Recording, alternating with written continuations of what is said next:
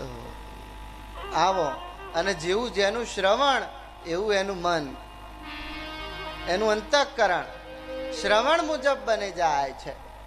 કોઈના દોષ સાંભળતા સાંભળતા સાંભળતા સાંભળતા એમાં દોષ દ્રષ્ટિ બને છે, અને કોઈના ગુણ સાંભળતા સાંભળતા એનામાં ગુણ દ્રષ્ટિ બને છે.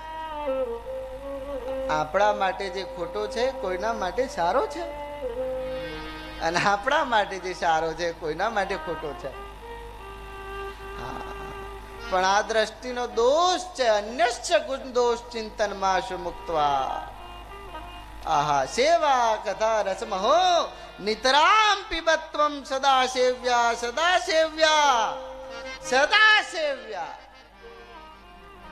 3 વખત શિવ પુરાણ કહે છે સદા સેવ્યા સદા સેવ્યા સદા સેવ્યા. આહા, આ શિવજીની કથા 3 કાળમાં સેવવાને યોગ્ય છે.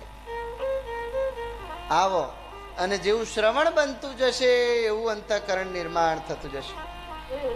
આપણી મારી ને તમારી બધાની આંખ અહીંયા ગુણ અને દોષ જોવામાં લાગી છે, પણ જ્યારે શિવ દર્શન કરી લેશે, આપો દ્રષ્ટિમાં તેજ અનોખું,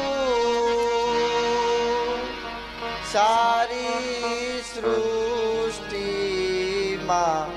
શિવરૂપ દેખું. અને આંખ જ્યારે શિવ દર્શન કરતી થઈ જાય, જળ ચેતન ચર અચર, અને ત્યારે આંખનો વિષય જ્યારે શિવ બને છે,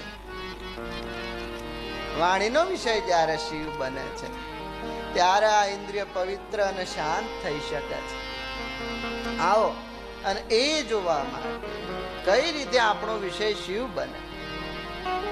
શબ્દ સ્પર્શ રૂપ રસ ગંધ, ખાવું જોવું અડવું સૂંઘવું સ્પર્શવું, આનાથી આગળ એવું કયું જ્ઞાન છે જે હજુ આપણને રહી ગયું છે?